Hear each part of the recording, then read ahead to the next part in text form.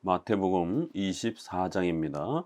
마태복음 24장은 복음서의 종말론이라고 하는 아주 중요한 주제를 우리에게 소개하고 있습니다. 특별히 예수님이 소개해 주시는 또 그러한 종말의 이러한 본질과 의미를 우리가 또 어떻게 교리적으로 이해해야 되는지를 또 우리는 이 부분을 통해서 배울 수가 있습니다. 마가복음 13장, 또 누가복음 21장, 또 그다음에 마태복음 24장은 이렇게 복음서의 종말론 교리와 관련해서 아주 중요한 내용들이 소개가 됩니다. 종말론의 핵심 기독교 교리는 어떠한 것인지들을 또 함께 살펴봅니다. 예수께서 성전에서 나와서 가실 때에 제자들이 성전 건물들을 가리켜 보이려고 나오니 대답하여 이르시되 너희가 이 모든 것을 보지 못하느냐 내가 진실로 너희에게 이르노니 돌 하나도 돌 위에 남지 않고 다 무너뜨려지리라. 제자들은 아직 신앙의 본질을 정확하게 이렇게 이해하고 있지 못했기 때문에 외적인 그러한 그 건물의 이런 성전의 화려함들에 이렇게 마음을 빼앗기고 있었고, 그 성전 건물을 이렇게 이제 소개하는 과정에서 오히려 예수님은 성전 건물이 중요한 것이 아니라 오직 믿음으로 예수 그리스도를 의지하며 죄 사함 받는 바로 이런 신앙의 본질이 중요한 것이다라고 이제 이렇게 가르치시면서, 특별히 이러한 외적인 성전들은 이제 곧 전부 다 파괴되어지는 그러한 때가 올 것이다 라고 이렇게 경고하면서 종말의 특징을 더불어서 함께 소개합니다. 예수님 당시가 이제 AD 30년에서 그 33년 그 사이에 이제 30년 전후이기 때문에 예수님이 예언한 1차적 예언은 돌 하나가 남지 않고 전부 파괴되는 이러한 예루살렘 성전이 파괴되어지는 이제 이런 일들은 AD 70년에 로마 장군 티투스에 의해서 결국 모든 성전 건물이 파괴되어지는 이제 그러한 가까운 그런 재앙의 때를 예고하는 것이고, 이제 그런 국가적 재난을 통해서 더 먼 그러한 하나님의 최후 심판에 대한 또 이러한 경고들을 통해서 하나님 앞에 주어지는 이런 무서운 대재앙과 심판의 이런 모습들을 예언해 주고 있습니다. 3절 예수께서 감람산 위에 앉으셨을 때 제자들이 조용히 와서 이르되 우리에게 이르소서 어느 때 이런 일이 있겠사오며 또 주의 임하심과 세상 끝날에는 무슨 징조가 있사오리까. 이제 제자들은 예수님께 이제 이렇게 언제, 그 다음에 또 주의 임재하심과 또 세상 끝이 무슨 징조가 있겠느냐 이러면서 시간에 대한 문제와 또 어떤 사건에 대한 어떤 특징을 물으면서 종말의 어떤 그러한 특별한 어떤 그러한 사건과 어떤 그러한 표시에 대해서 자꾸 이렇게 집중하게 되는 잘못된 종말론 개념을 가지고 예수님께 질문을 합니다. 이제 이러한 형태의 잘못된 종말론은 오늘날도 우리가 세대주의 계열에서 이렇게 시한부 종말론, 자꾸만 예수님의 재림 날짜 계산하고 어떤 재림의 어떤 직전의 어떤 그러한 여러 국제 정세의 어떤 이런 상황들, 또 어떤 그러한 특정한 어떤 자연재해 이런 걸 가지고 자꾸 어떤 종말의 재림의 어떤 표시를 찾으려고 하는 이제 이러한 접근과 태도들은 그건 아주 잘못된 비성경적인 종말론의 태도다라고 하면서 24장의 결론에서는 바로 그런 징조와 그런 시간에 대해서는 예수님도 모른다라고 이렇게 하면서 그건 오직 하나님 아버지께서 결정할 문제지 너희들은 그런 식으로 시간과 어떤 이벤트와 사건에 집중하는 그런 종말론 개념을 가져서는 안 된다. 그건 올바른 종말론이 아니다라고 이렇게 책망을 합니다. 예수께서 4절 대답하여 이르시되 너희가 사람의 미혹을 받지 않도록 주의하라. 많은 사람이 내 이름으로 와서 이르되 나는 그리스도라 하여 많은 사람을 미혹하리라. 난리와 난리 소문을 듣겠으나 너희는 삼가 두려워하지 말라. 이런 일이 있어야 하되 아직 끝은 아니니라. 민족이 민족을 나라가 나라를 대적하여 일어나겠고 곳곳에 기근과 지진이 있으리니 이 모든 것은 재난의 시작이라. 그때 사람들이 너희를 환난에 넘겨주겠으며 너희를 죽이리니 너희가 내 이름 때문에 모든 민족에게 미움을 받으리라. 그때 많은 사람이 실족하게 되어 서로 잡아주고 서로 미워하겠으며 거짓 선지자가 많이 일어나 많은 사람을 미혹하겠으며 불법이 성함으로 많은 사람의 사랑이 식어지리라. 그러나 끝까지 견디는 자는 구원을 얻으리라.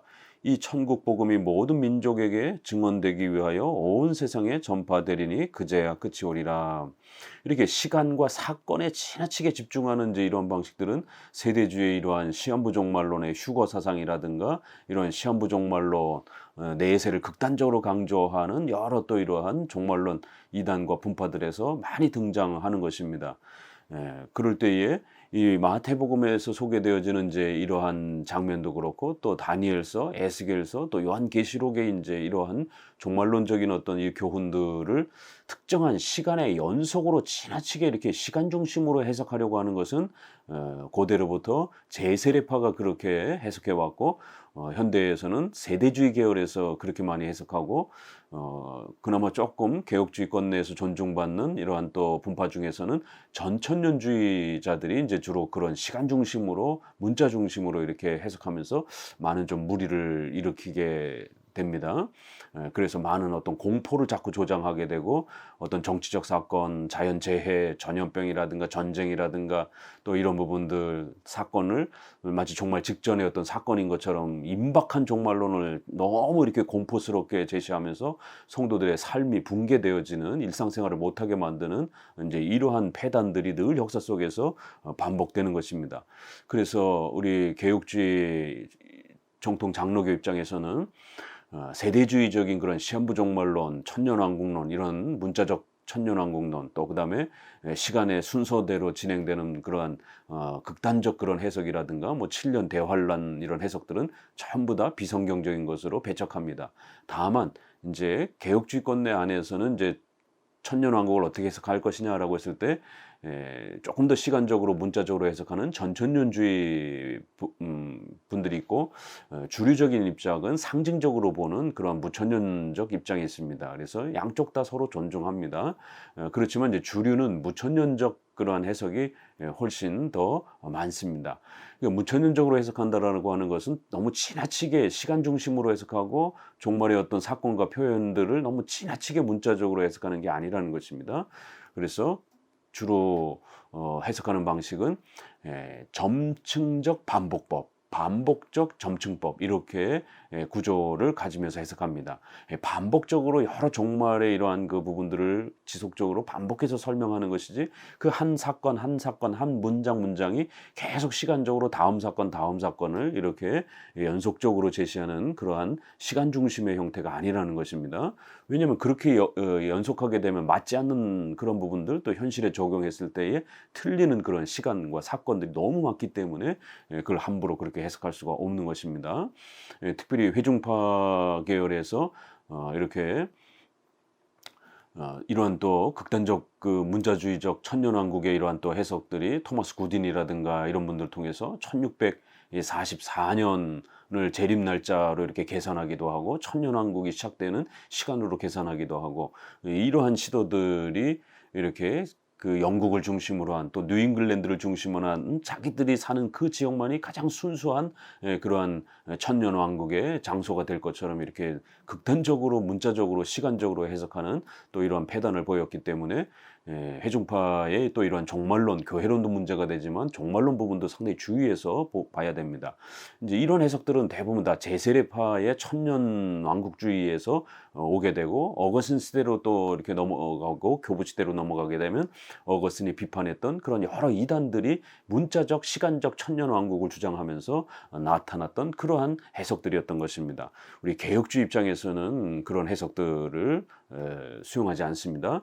반복적으로 이렇게 소개되어지는 그런 표현들이고 전체 교회 시대를 다 포함해서 구약에서부터 최후 종말에까지 모든 교회 시대가 겪는 다양한 고난과 아픔과 어려움들을 환란들을 반복적으로 소개하는 것이지 그게 무슨 7년 대환란 직전에 예수님 재림 직전에 무슨 휴거 직전에 특정하게 그렇게 어떤 특정한 시간에 집중돼서 일어나는 어떤 그런 사건으로 예언한 것처럼 마태복음이나 요한계시록도 그렇고 종말론 부분들을 그렇게 지나치게 시간적으로 문자 중심으로 해석하지 않는다라는 것. 그렇기 때문에 점층적이면서 반복법, 반복하지만 또 계속해서 확대하면서 더 자세하게 이렇게 해석하는 그러한 전체 교회 시대의 관점에서 늘 해석한다라는 겁니다. 그래서 과거와 현재, 미래 이런 시간도 전체적으로 조화를 이루면서 해석하는 것이지 극단적으로 미래만 이렇게 내세만 초점하면서 해석하는 것도 아니고 또 극단적으로 현재만 강조하는 또 이런 형태가 아니고 전체를 늘 항상 골고루 보는 것입니다. 예수님이 제일 먼저 제시해 주는 것은 그런 시간과 장소, 사건에 집중하지 말고 오히려 거짓 그러한 그 적그리스도가 등장을 해서 교회를 망가뜨리고 거짓 목사들이 등장을 해서 거짓 교리들을 교회 안에 팽배하게 만드는 이런 거짓 목사들과 거짓 설교와 거짓 교리를 조심해라. 이게 더 종말론 교리에 있어서 아주 중요한 그러한 본질이다라고 이렇게 미혹을 받지 않도록 주의하라 이렇게 권면하면서 많은 사람이 그리스도의 이름으로 와서 마치 자기가 그리스도인 것처럼 자기가 마치 가장 건전한 그러한 목사인 것처럼 그렇게 사람들을 속이면서 많은 교회들이 교리적으로 타락하고 신앙의 본질을 이신칭의와 같은 이러한 죄사함의 본질을 놓치게 되고 다른 걸 쫓게 되는 이런 일들이 벌어진다라는 것이 이 적그리스도의 이런 거짓 목사들의 이런 활동의 이러한 부분들을 경고하는 것은 또 23절에도 보면 그리스도가 여기 있다 혹은 저기 있다 하여도 믿지 말라. 이렇게 항상 교회 시대마다 수많은 거짓 목사들과 이단들과 또 이러한 사람들이 등장해서 교리를 망가뜨리고 또 교회를 혼란케 했다라는 겁니다. 또 26절에도 마지막 한 번 더 반복하면서 그러면 사람들이 너희에게 말하되 보라 그리스도가 광야에 있다 하여도 나가지 말고 보라 골방에 있다 하여도 믿지 말라. 이렇게 결국 적그리스도와 거짓 이러한 목사들은 마치 자기들이 건강한 그런 목사인 것처럼 흉내내면서 많은 사람들을 교리적으로 타락시키게 되는 이런 일들이 벌어진다라는 것입니다. 그래서 사람들을 미혹하고 신앙을 망가뜨리는 이런 부분들을 더 조심해야 된다는 겁니다. 난리와 난리 또 여러 가지 또 민족이 대적하고 전쟁이 끊임없이 일어나고 기근과 지진이 일어나고 이런 일들은 전 교회 시대에 일어나는 것이지 이게 그 끝에 어떤 징조가 아니라는 겁니다. 그래서 6절에 아직은 끝이 아니래라. 이 세대주의자들은 또 이런 부분들을 마치 끝에 어떤 사건처럼 자꾸 이렇게 해석을 하는 것입니다. 전천년주의도 그런 부분에서 시간과 문자 중심으로 이렇게 너무 지나치게 접근하기 때문에 마치 그런 어떤 특정한 사건들은 마치 종말 직전에 재림 직전에 이 발생하는 어떤 특수 사건처럼 자꾸만 이렇게 적용하게 되고 그러면 그게 결국 맞지 않았을 때 예수님이 재림하시지 않았을 때 결국 자신들의 해석이 오류가 발생됐음을 스스로 증명하는 항상 이런 실수들이 발생이 되는 겁니다. 그래서 이러한 부분들은 끝에 그러한 특별한 징조로 이렇게 접근하면 안 되고 전 역사 속에 늘 전염병, 기근, 재앙, 전쟁 이런 부분들은 항상 있는 것이라는 거예요. 그래서 재난의 시작이라 이런 표현도 그런 종말 직전에 7년 대환란 직전에 이제 시작하는 첫 번째 재난의 시작이다 이런 식의 해석이 아니라 결국 모든 시대에 있는 그런 재난이 늘 있는 것이다. 어떤 끝에 이렇게 종말에 이제 이 세상 끝에 일어나는 어떤 것으로 해석하면 안 된다. 늘 그 재난이 발생하는 그런 일들이다. 이렇게 해석하는 것입니다. 결국 성도들이 환란에 놓여지게 되고 고난을 받고 많은 불신자들에 의해서 국가에 의해서 미움을 받으며 그런 고통을 받는다라는 것입니다. 첫 번째는 자연재해의 그런 고통, 두 번째는 불신자들 국가로부터 수많은 핍박, 또 세 번째는 11절에 거짓 선지자가 많이 일어나서 사람을 미혹하게 하면서 교리를 타락하게 망가뜨리는 건강한 기독교 교리를 망가뜨리는 혼합하게 만드는 그러한 교리적 타락 이런 세 가지가 종말의 이러한 미혹이지 이런 어떤 사건과 시간에 집중하면 안 된다라는 것입니다. 이런 혼란들이 일어날 때마다 모든 시대마다 초대교회 때도 종교개혁 시대 때도 오늘날도 또 늘 반복되는 겁니다. 그러다가 정말 직전에는 조금 더 강화될 수 있는 것이죠. 그러나 끊임없이 반복되는 거예요. 그래서 그까지 견디는 자는 구원을 얻을 것이다. 예, 어느 시대만 이렇게 일어나는 게 아니라 늘 이런 핍박과 고난과 혼란들은 있기 때문에 모든 교회마다 성도들은 늘 잘 견디고 인내하면서 우리의 신앙이 타락하지 않도록, 교회가 타락하지 않도록 우리의 신앙을 잘 지켜내야 된다는 것입니다. 여기서도 조심해서 읽어야 될 것은 그러나 끝까지 견디는 자는, 그러면 중간에 못 견디는 자는 칭의가 취소되고 다시 지옥에 떨어진다. 이러한 칭의 취소론에 대한 그런 개념이 아니라 결국 성도들이 신앙이 이렇게 흔들리면 안 된다라고 하는 그러한 용기와 힘을 불어넣어주는 그러한 표현인 것입니다. 이러한 외적인 혼란에 빠지지 말고 우리가 가진 그 신앙을 잘 지켜 견고하게 그렇게 흔들림 없이 신앙생활을 하라. 그러면 하나님의 그 구원의 은혜의 충만함들이 우리 성도들에게 늘 가득 찰 것이다. 이렇게 위로해 주는 말씀인 겁니다. 이 천국 복음이 모든 민족에게 증거되기 위하여 온 세상에 전파된다라는 이런 표현도 조심해서 읽어야 되는 것은, 이건 알미니안주의자들이 이제 이러한 모든 민족, 온 세상 이렇게 표현되어 있는 것들을 문자 그대로 적용을 해서 결국 보편 구원론, 만인 구원론을 이제 이렇게 펼치기도 합니다. 2000년 직전에 이런 예수전도단 단체를 통해 가지고 뭐 템포리 윈도우 이렇게 해서 위도와 경도를 정해놓고 여기가 선교가 안 됐기 때문에 여기가 땅끝이다 이러면서 여기에 전도가 되면 종말이 올 것이다. 이런 게 다 세대주의적인 그러한 방식의 해석들인 것입니다. 여기서 말하는 모든 민족이란 한 민족 빠짐없이 전부 다 이렇게 복음이 들어가야 된다 이런 뜻은 아니라 결국 유대인 외에 이방인들의 많은 민족들이 교회로 초대가 될 것이다 라는 그러한 의미로 읽어야 되는 것입니다. 그러면은 어느 민족이 어디 있는지도 알지도 못하는데 그거를 그러면 전부 일일이 어떻게 찾을 것입니까?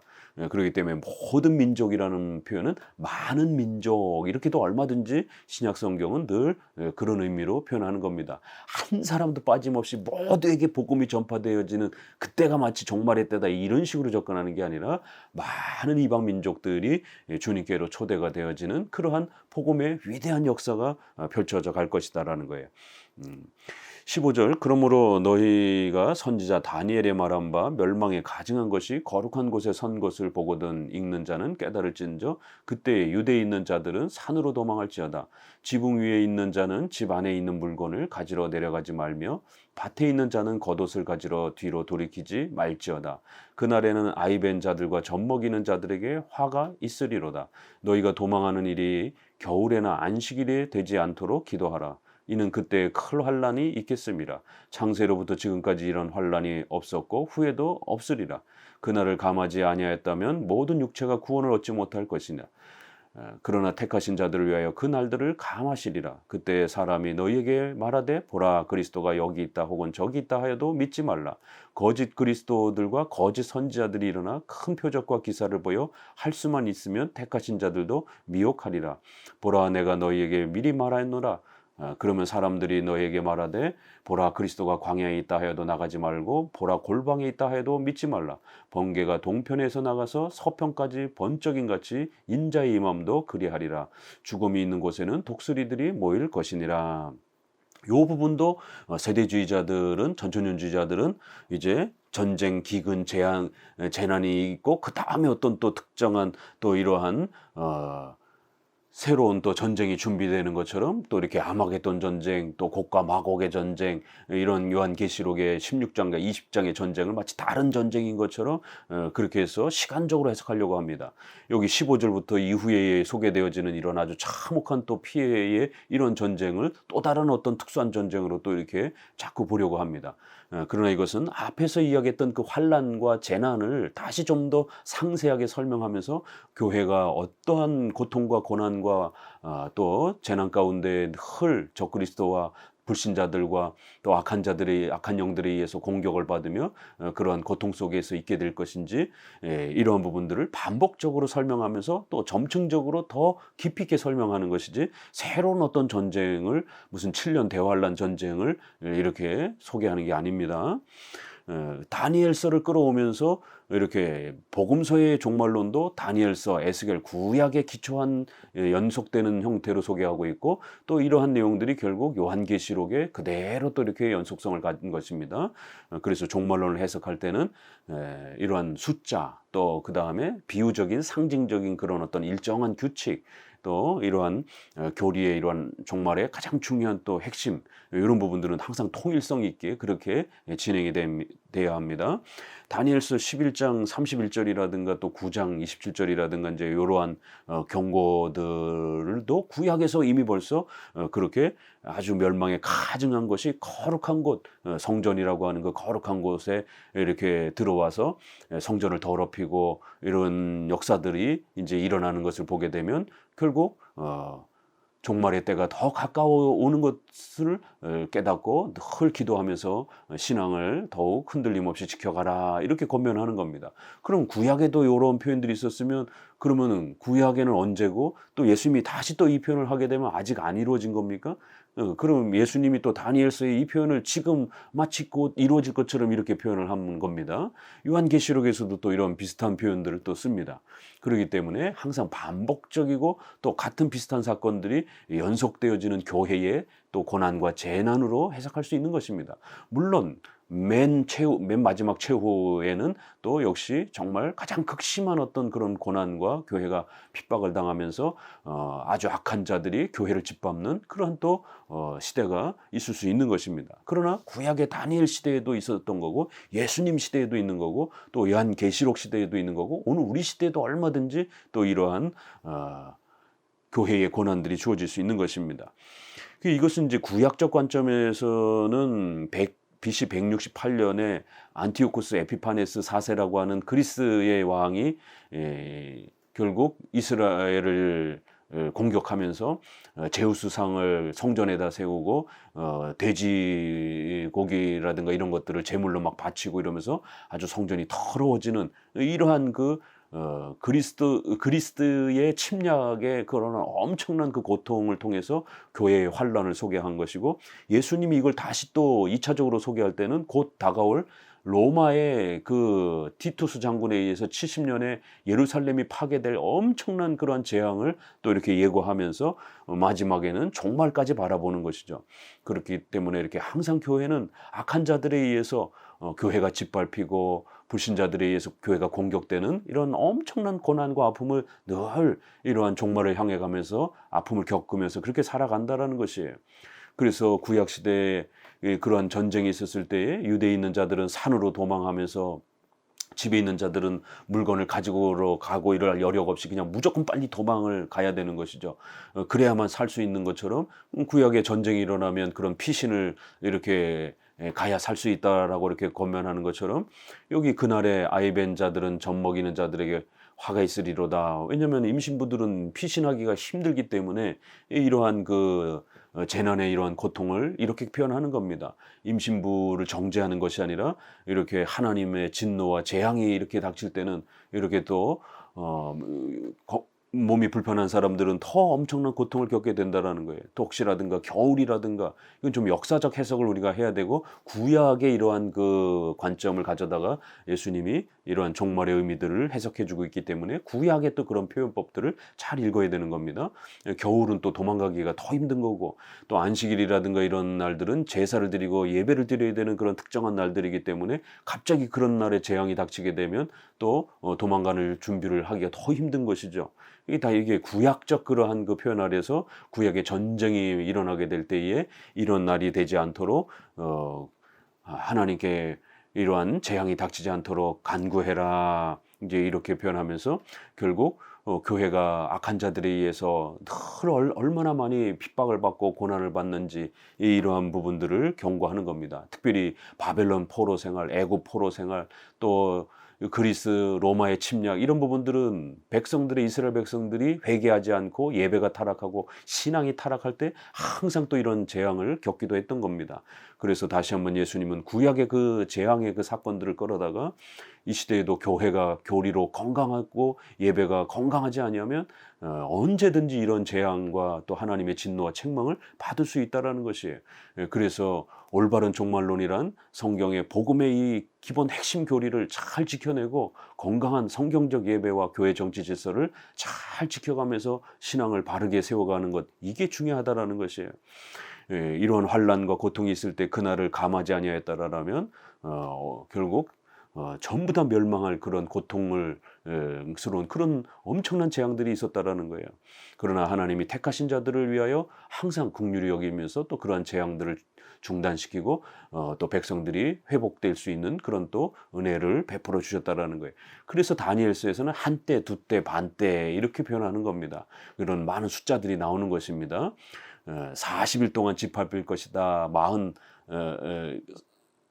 또 3년 반 동안 짓밟힐 것이다. 42달 동안 짓밟힐 것이다. 이제 이런 표현들이 그거를 해석해보면 3년 6개월이고 그걸 달로 계산하면 42달이고 그걸 일로 계산하면은 1260일, 1290일 이렇게 윤달이라는 또 개념이 있기 때문에 대략 이렇게 날짜가 조금 차이가 나지만 신약에서도 계시록에서도 그런 표현을 하고 다니엘서 19장에도 그런 표현들을 합니다. 그러니까 이게 대략 한 3년 반 정도 시간들을 소개하면서 이렇게 한때 또 두때 이렇게 고난이 확 증가되다가 반때로 이렇게 또 교회를 위해서 긍휼을 베풀어 주시면서 고난이 또 급격히 줄어드는, 그래서 성도들이 숨을 쉴 수 있고 다시 또 신앙을 회복할 수 있는, 늘 교회 역사는 그런 역사들이 늘 반복이 됩니다. 그럴 때마다 적그리스도와 이런 악한 목사들이 교회를 타락하게 만들고 교리를 타락하게 만들면서 그렇게 가짜 그리스도 흉내를 내면서 교회를 타락시키는 이런 수많은 일들이 있었고, 또 거짓 그런 기사와 표적들을 일으키면서 성도들을 미혹하면서 교리에 집중하지 아니하고 그런 기적의 신비 체험과 신비주의에 빠지도록 그렇게 유혹했다라는 거예요. 오늘날도 이런 부흥사들이 얼마나 이러한 신사도 운동, 신선지자 운동 벌이면서 치유, 무슨 뭐 귀신 내쫓는 거 이런 걸로 기독교를 소개하면서 이신칭의는 정작 가르치지 않는 이런 심각한 기독교의 타락들과 교회의 타락을 보게 되는 것입니다. 그래서 할 수만 있으면 택하신 자들까지도 어마어마하게 이렇게 미혹하려고 할 정도로 그런 어마어마한 유혹과 고통들이 다가온다라는 거예요. 그러나 이거는 택자들이 다시 버림받는다, 예정 취소론으로 해석하는 게 아니라 가정법을 쓴 것이죠. 이게 과장법과 가정법을 쓴 겁니다. 만일 할 수만 있다라면 그렇게 택자들까지도 타락시킬 정도로 엄청난 그런 고통을 가하면서 유혹을, 거짓됨을 속이면서 그렇게 교회를 타락하게 할 것이라는 거예요. 그러나 절대로 택자가 타락되는 일은 없는 것이죠. 그래서 이렇게 악한 자들의 유혹이 이렇게 크다라는 것을 이제 이런 식으로 강조하는 것입니다. 그렇기 때문에 그러한 신비로운 이러한 또 기적과 체험 이런 것 쫓아다니지 말고, 무슨 제2 성령 세례 은사 체험 이런 것 쫓아다니지 말고, 예수님의 임하심은 번개가 그렇게 번쩍하면서 순식간에 임하는 것처럼 인자의 임함도 그렇게 순식간에 갑작스럽게 우리에게 주어 오실 것이다라는 겁니다.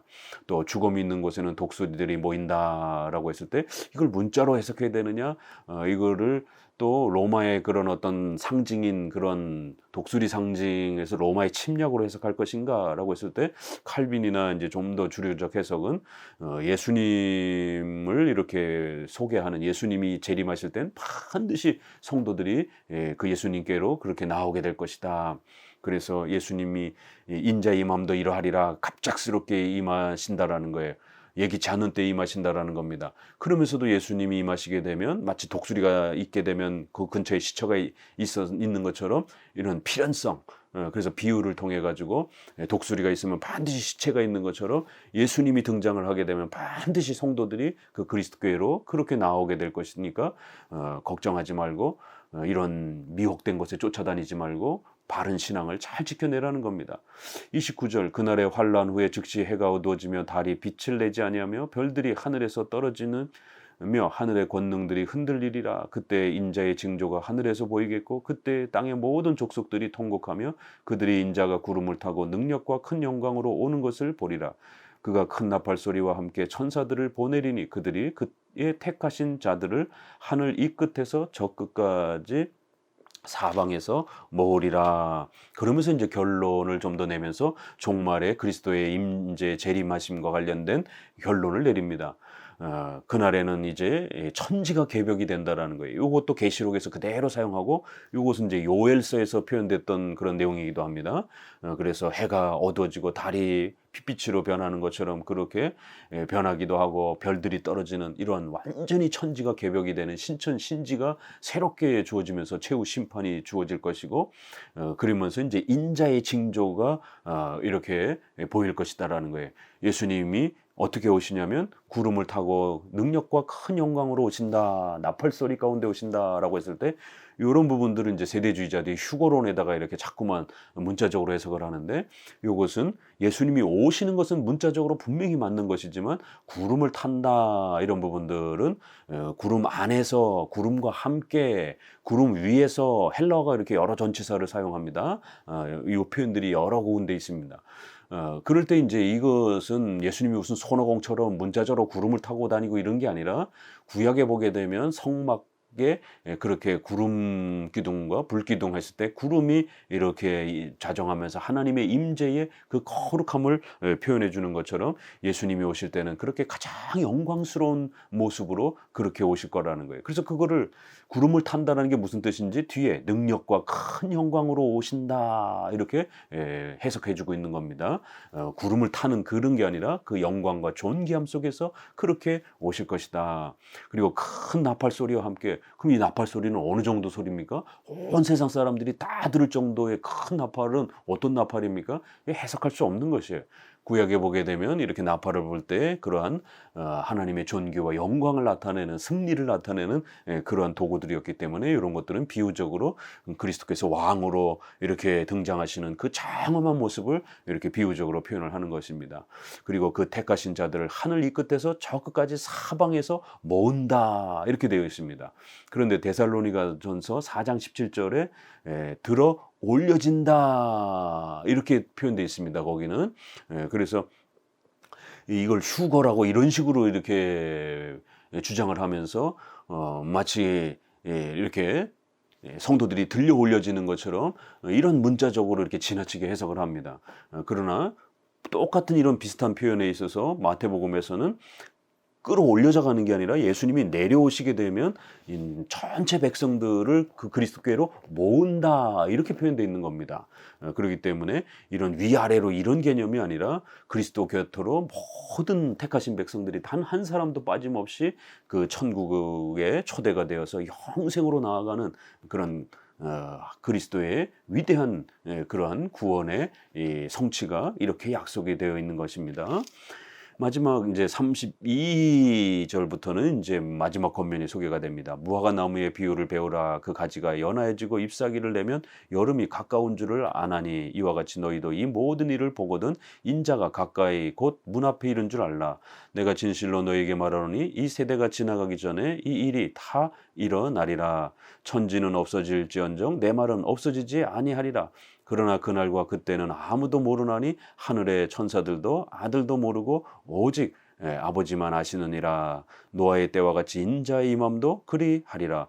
홍수전에 노아가 방주에 들어가던 날까지 사람들이 먹고 마시고 장가 들고 시집가고 있으면서 홍수가 나서 그들을 다 멸하기까지 깨닫지 못하였으니 인자의 임함도 이와 같으리라. 그때 두 사람이 밭에 있음에 한 사람은 데려가고 한 사람은 버려둠을 당할 것이요 두 여자가 맷돌질을 하고 있음에 한 사람은 데려가고 한 사람은 버려둠을 당할 것이라. 그러므로 깨어있으라. 어느 날에 너희 주가 임할는지 너희가 알지 못함이니라.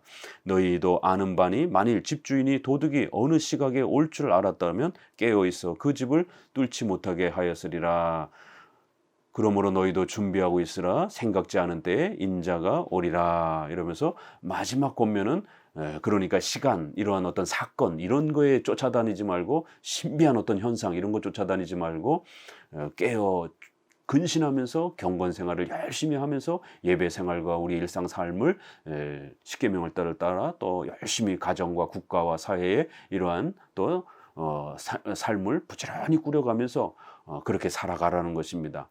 그러면서 무화과 나무 비유를 이렇게 소개하면서 무화과가 이렇게 이제 잎사귀가 많아지게 되면 곧 여름이 다가오는 계절의 변화를 읽을 수 있는 것처럼 결국 이러한 그 교회의 재난과 고통과 이런 아픔들이 가중이 되면 곧 결국 예수님이 오실 것이다라는 것을 이렇게 반드시 예수님이 오실 것이다라는 것을 신뢰하고 그렇게 종말을 기다리면서 믿음 생활을 잘 지켜가라는 것이, 이 세대가 지나가기 전에 이 일이 다 일어나리라라고 했을 때 이 세대라고 하는 것은 바로 사도들과 그 제자들을 언급하면서 결국 그들이 살아있는 동안 100년 전에 그 특별한 사건을 예고하는 겁니다. 바로 AD 70년에 로마에 의해서 예루살렘이 짓밟히는 그러한 형태의 큰 재앙을 예수님이 내다보면서 그런 큰 재앙을 통해서 장차 올 하나님의 무서운 재앙을 또 이렇게 예언해 주는 겁니다. 그래서 가까이는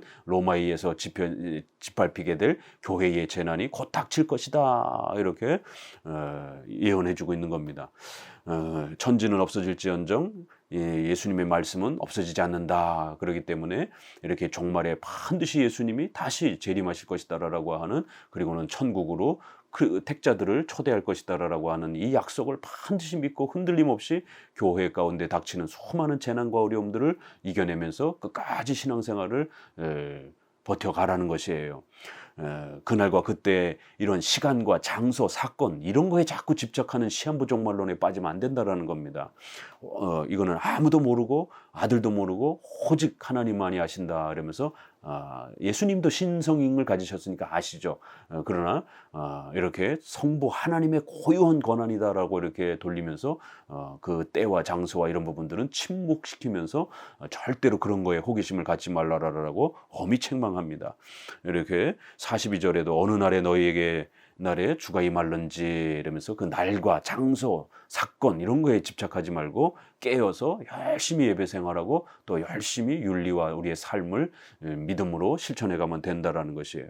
마치 종말의 때는 이렇게 노아의 시대 때에 그렇게 불신자들이 흥청망청하면서 복음을 무시하고 교회의 예배 생활을 무시했던 그런 불신자들의 그러한 조롱의 시대와 비슷하고, 그러나 이제 예수님이 임할 때에는 반드시 그런 두 사람, 밭에 두 사람이 있다라면 한 사람을 데려가고, 또 두 여자가 맷돌질을 한다라면 한 사람은 데려가고 한 사람은 남게 된다라는 거예요. 그럼 이것도 칭의 취소, 뭐 예정 취소가 되는다는 이런 쪽으로 읽으면 안 되고, 택자들만이, 많은 사람들 중에 예수님을 믿는 그러한 특별한 부류들만이 그렇게 영생으로 천국으로 초대될 것이라는 것입니다. 그러니까 정신 바짝 차리고 깨어 주님의 날을, 재림을 그렇게 기대하고 있으라는 거예요. 예수님은 도적같이 그렇게 갑작스럽게 오신다 이렇게 표현합니다. 준비하라, 깨어 있으라, 이런 표현들이 결국 마지막 권면인 겁니다. 45절, 충성되고 지혜 있는 종이 되어 주인에게 그 집 사람을 맡아 때를 따라 양식을 나눠줄 자가 누구냐. 주인이 올 때에 그 종이 이렇게 하는 것을 보면 그 종이 복이 있으리로다. 내가 진실로 너에게 이르노니 주인이 그의 모든 소유를 그에게 맡기리라. 만일 그 악한 종이 마음에 생각하기를 주인이 더디 오리라 하여 동료들을 때리며 술 친구들과 더불어 먹고 마시게 되면 생각하지 않는 날 알지 못하는 시각에 그 종의 주인이 이르러 어미 때리고 외식하는 자가 받을 벌을 처하리니 거기서 슬피 울며 이를 갈리라. 이렇게 복음이 전도되어질 때 그때 예수님을 믿고 교회 생활하면서 신앙생활을 해야지, 우리의 전도와 또 이러한 또 신앙생활을 무시하고 깔보고 조롱하고 이렇게 마치 종말이 없는 것처럼 이렇게 무시하면서 이렇게 살다가는 생각지 않는 날에 결국 예수님이 급작스럽게 임하시면서 그런 불신자들의 그런 모든 악행들을 벌하시고 영원한 지옥의 형벌을 처하게 되는, 심판하시는 그런 날이 올 거라는 거예요. 그러면 그 지옥에서 영원히 벌받으며 슬피 울며 이를 갈게 되는 그러한 고통을 겪게 될 것이라는 것입니다. 그렇기 때문에 올바른 그러한 신자들이란 주인에게 위탁되고 맡겨진 대로 그렇게 주인의 뜻에 따라서 종들을 잘 관리하면서 양식을 나눠주면서 집을 관리하는 것처럼 우리 성도들은 그런 시간, 장소, 임박한 어떤 사건, 이런 뭐 문자적 천년왕국 이런 거에 집중할 게 아니라 교회를 잘 돌보면서 또 여러분의 삶에 이러한 또 생활들을 잘 꾸려가면서 깨어 준비하면서 늘 경건 생활하면서 그렇게 믿음으로 살아가면 되는 것입니다. 현재도 강조하고 또 우리의 천국의 내세도 강조하는, 이렇게 종말, 성경적 종말은 현재와 미래 전체를 종합적으로 강조하는 것이지 현재의 기복주의적인 것만 강조하는 거나 또 미래의 시한부적인 종말론만 강조하는 이런 형태가 아닙니다. 성경적 종말론을 꼭 간직하시기 바랍니다. 감사합니다.